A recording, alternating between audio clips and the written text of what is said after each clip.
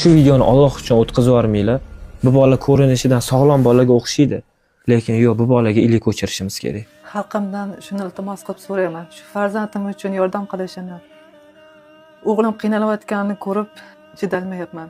Shu farzandim uchun yordaminglar, ayamanglar. Shu farzandimni sog'ayib ketishi uchun, shu farzandimni asrab qolinglar. Sizlar orqali men shu farzandimni saqlab qolsam, bir umr duo qilib yashayman. Iltimos sizlardan. Assalomu alaykum. Doktorlar mana shu farzandimga ilik ko'chirish operatsiyasi beta talassemiya kasalligini qo'ygan. Mana shu farzandim uchun kurashyapman. Mablag' tomonlama ozgina imkonim yetmayapti.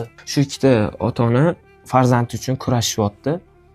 Lekin bularga ham kamerani orqasiga chiqish har kim unaqa narsaga chiqa olmaydi. Lekin farzandi uchun boshqa iloji yo'q bu narsani. Ya'ni xalqdan yordam so'rab chiqyapti sizlardan. Pastda mana o'zlarini karta raqamlarini qoldiramiz. Hozir Bo'stonliq tumani Xondayli qishlog'idamiz. Aka, hozir 150 ming salkam dollar kerak. Sizda agar 70 mingmi, 80 ming dollar yig'ilib qolsa, farzandingiz uchun nima qilasiz aka? Mana shu kerak bo'lsa, mana shu yashab turgan uyimizni sotamiz. Qo'limdan kelgan hammasini qilaman bolam uchun. Qo'lingizdan kelgancha shu insonlarga yordam bering.